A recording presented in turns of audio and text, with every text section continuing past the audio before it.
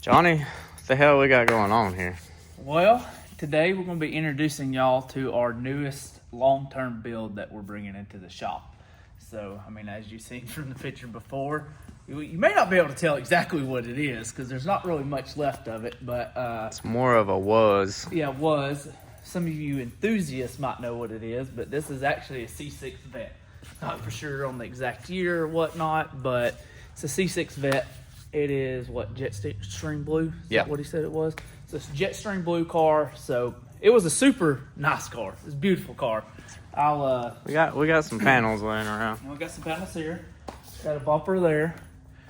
And that's pretty much all that we're going to be using from this thing. Kind of. But I have Derek insert a picture here somewhere. But this time last week, this car was a beautiful running, driving, like 1,200 horse street car. And this is how you see it today. A week later, this is what you get. And Derek is about to start hacking on this thing majorly. But like I said, this is our next long-term build. And we'll kind of show y'all the process and what goes into building a car of this caliber. This will be a like NoTime /LDR car. So he'll be racing a lot of NoTime stuff, but we're going to build the chassis and everything to where it meets all the LDR rules. But yeah, we'll kind of give y'all some insight to what all is actually used on one of these cars to build a chassis of this caliber. It's not a lot. It's not a lot at all that we will physically be using on this car. So y'all will see that as we get to hacking on this thing. I'll kind of give y'all a rundown of what's going to happen. So all of this right here gets cut from here forward. All that goes. All the firewall goes. All of the floor section goes. This back waterfall goes. And then pretty much everything from here back goes. Other than we'll leave this top little panel. That way we can mock everything up for the hatch, quarters, and trunk. So yeah, that's pretty much anything blue that you see, that's going to be left. Anything black you see, that's pretty much going, other than our window frame, the rear frame, and everything like that. But yeah, with the LDR stuff, you only have to have the factory frame from the front of the door or from the firewall to the middle of the spindle. So yeah, that's what we're going to be using out of this. Is just that little bit right there. But That's the only thing being donated from this car, yeah, really. only thing to be donated. So yeah, but I'm super excited about it. I'm sure I've said this in some of our other videos, but this is more of what we're trying to get into doing. Trying to get away from the street car stuff as much and getting into this full time. I'd really like to have 2 chassis tables in here with a car on them at all times. That's my end goal and stuff. So, but what you can see, we're kind of getting there. We got this one. We've got that one, we got the Mustang, and our other stuff that's in here right now are just small jobs. We'll always do small jobs because Gotta pay the bills. gotta pay the bills. These big jobs, you know, they take a year to a year and a half to do on something like this, depending on parts, depending on the customer's money. It's not always, just so y'all know, it's not always the chassis shop's fault whenever a car takes forever. There's a lot of moving components to that. Not saying that some of it isn't chassis shop's fault sometimes, but whenever you're talking of a car of this caliber, you know, you're talking about by the time it's all said and done with motor, transmission, everything, you're talking a $200,000 to $300,000 car. So, that's hard for a lot of people to come up with that type of money, and that's usually why it takes a year to 2 years for some people to build these cars, just because of the amount of money that goes into something like this. But yeah, no, we're going to give y'all some real good insight on cutting this thing. And like I said, what goes into building a car of this caliber, but this probably won't be something that we post about every week because, like I said, this is going to be a year to year and a half project, depending. He seems very excited already, so it may speed up from that, Yeah. which we're totally fine with, but don't expect videos every day or every week. This might be every 2 weeks to every month that we're doing a video. I hope it's every 2 weeks or every week that we're doing videos on it, but yeah, so the main goal right now is get this thing cut, skinned the way that we need it. He's currently ordering wheels for it because that's one of the first things that we need is wheels and get the wheel and tire combo that he wants. And then we've got to get this bad boy finished up. We ain't got a whole lot left on that. And get it off the table and then get this thing on there. Get it all jigged up and start putting some bars in it. So Sounds good. Sounds like a lot of work, maybe. Doesn't seem too bad because half of it's plastic. Yeah, so. half of it's plastic. I mean, Derek pulled all the panels off of it in 30, 45 minutes this morning. The big thing's just going to be cutting and skinning it. That's where the majority of the time is going to be, is because there's so many layers to these things, and we're not using a lot of it. So it's going to be a lot of cutting. Luckily, it is a steel frame car. It's not a aluminum frame car, so it will make cutting a little bit easier. You can also use the plasma cutter. I mean, you could use the plasma cutter with the aluminum, but cutting aluminum with a cutoff disc is a nightmare, so this will make it a lot easier. Only thing that's going to suck is cutting plastic on it. Plastic's never fun to cut, so it's not bad with a Sawzall, but whenever you got to get up in there with a with a Ziz wheel or something like that, it gets hot and melty and slings molten hot lava plastic at you. So, but yeah, no, that's going to be a wrap, and we'll probably catch y'all whenever we have this thing cut completely apart. That escalated pretty fast. Yeah, that did. Derek's been cutting on the car most of the day. This is his first time ever really cutting a car to this extent, especially a car that was a perfectly good car last week. And as you can see behind me, we've pulled a lot of weight out of the car. And, Yeah. I mean, you can just show them what you got done for the day.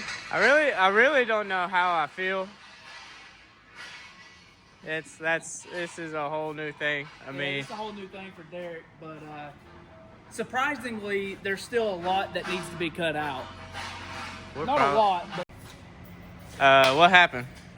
a Corvette exploded. I mean, absolutely exploded. But no, give y'all a little bit of a check-in. Derek has been cutting for most of the day, and as you can see, he's gotten a lot of this cut out. We did a little bit of weight reduction. It definitely lost some weight. Definitely lost some weight. This is Derek's first time doing anything like this, so it's definitely a little new to him, and he don't know how to feel about this whole I mean, process. I'm okay with it because it is a Corvette in a sense.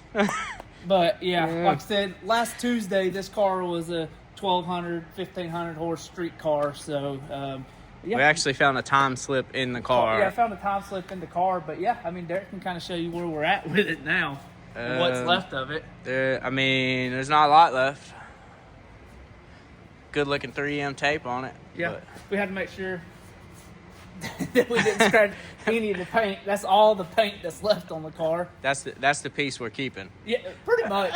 This, the window, or a little piece up here, that's about it. But yeah, we've gotten a lot cut out. Don't lean on this because there's not much to it. Yeah, buddy. But yeah, no, we've got a lot cut out. There's still a lot that needs to be cut out. Not necessarily sheet metal wise, but more of the frame still needs to come out of the car for what we're doing. So, but we've got the majority of everything done that we wanted out of here today. Now it's just going to be fine tuning and skinning this thing the rest of the way. More than likely, this whole back piece right here will not be on the car once we're done. But for now, we're going to leave some of the structure here that the panels bolt to. That way we have something to go off of, and then once we get on the jig table, get everything jigged up, start to get the cage done, then we can just scalp the rest of this off and build all of our tabs and brackets out to the fenders and everything like that. But yeah, no, it's coming along good. Pretty much all of this right through here, this whole section, all that's coming out. We'll skin all the frame up inside of here, get as much weight out of there. We'll skin all the insides of the door jambs. We'll skin the inside of this up through here because this is where our main hoop and stuff will be going. And then there's still some more up through here. All the insides of this needs to be skinned, the outsides of this, the inside of the frame rails here. So what are we leaving, bud? Huh? What are we going to leave? Some frame rails for the rules is what we're leaving. So, but no, we got the big stuff cut out today. Now for the next couple of days, it'll be all the fine-tuning stuff, and we won't get everything fine-tuned finished how it needs to be until we're ready to put it on the jig table and we start laying out some bars and everything like that. But yeah, we got some more cutting to do, and we'll show you that. I will go ahead and say this is the happiest I've seen him in a while. I do enjoy cutting apart cars, especially Corvettes. It makes me happy on the inside whenever I cut them apart. Big change. They're a nightmare to work on. Yeah, big change from the last one that was in here. Yeah, the last one we converted it from a 6-point to a 10-point. This one we're converting to a car, to a race car. So A little more room to work now. a little more room to work now. So, but yeah, no. Like I said, we'll show y'all a little bit more cutting. I know some of y'all are probably confused on why. Some of y'all might be mad, but I don't care. It's Corvette. They'll make $1 million of them. But at the end of the day, it's basically going to be a chassis like that we just slide this whole skin over the top of. So that's what y'all got to look forward to seeing coming. And we're going to show y'all a lot of this build, pretty much the whole build. About the only thing that we won't show y'all is the motor combo. And really that's it. We'll just keep the motor disclosed, but we'll show y'all the turbo kit, everything like that. But yeah, this is pretty much going to be a turnkey car, or not a turnkey car, but it'll be a complete roller. Just needs to be wired and plumbed once it leaves us. So, but yeah, we got a little bit more cutting to do, and we'll show y'all that here in the next few days. Just for a perspective, before That was the car last Tuesday. last week, now. At least it'll be faster this Yeah, time. it'll be way faster this time. What we got over here? We got a go-kart. It's like a Flintstone style car is what we got going on now. But no, so from where we left off to where we are now, the car is pretty much 90% skinned, and to the point to where we're going to put it on the chassis table and start all of our bar work. But we'll kind of show y'all the car now, what's left of it. I know there wasn't a lot left of it before, but there's really not much left of it now. So yeah, I mean, really all these are here for is just for some rules and the classes that this car's going to run in. Like I said, 90% of this is skinned how it needs to be. There's still a little bit that needs to be done, like some final trim in here and stuff like that. And then this bulkhead up underneath here will come out eventually, but we're leaving it in there now just so we can work around it and the windshield can stay in and all that stuff. But yeah, we got this thing. It's actually been super nice. We put casters on our bars underneath there, and this thing just rolls around, and it's the easiest thing to move in the shop. It'd kind of be nice if they all did that. Yeah, it'd be nice if they all did that. You can see back here too, we got a lot more cut out, especially like in this corner here and like over there. There's a lot that we cut out. We did put the fenders or the quarters and the bumper back on. Put the quarter and the bumpers back on just to do some measuring that we needed to. And I know I also talked about cutting out a lot of this inner structure and stuff like that. And like I was saying before, a lot of this is going to stay like this until we put the body on the chassis, do the chassis, then pull the body back off to final weld everything. Then we'll completely skin all the little small minute stuff before it goes back on the chassis after it's been powder coated. So still a little bit of cutting to do, but not much at all. That's gonna kind of wrap it on today's video. We got a $100,000 play school pedal car now. Yeah, that's basically what we have here. But yeah, that's gonna finish up today's video. We have a lot of parts showing up for this thing already. In the next video, we'll probably be showing y'all the wheel and tire combo that's going on this thing. He had a custom set of wheels made for it. We'll be showing y'all how to mock up the wheels and stuff to get a rear end measurement and how we do all that. And then for you guys that are ordering rear ends or anything like that, show y'all how to measure for the rear end, how to measure your section width for your full length brackets and everything like that. And then we'll start getting the chassis table set up for this thing to go on there. But as always, keep liking. Make sure you're subscribed if you're not subscribed. Leave a comment, and we'll catch you on next week's video.